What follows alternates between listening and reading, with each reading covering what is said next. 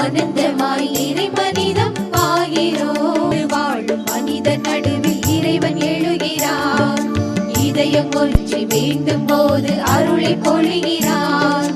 இணைந்து வாழும் மனித நடுவில் இறைவன் எழுகிறார். இதயம் ஒன்றி வேண்டும் போது அருளை பொழிகிறார். ஈகம் வாழ்ந்திடும் உயிருக்கெல்லாம் அருளை பொதுமையாக்குவோம். இனிமையான பணி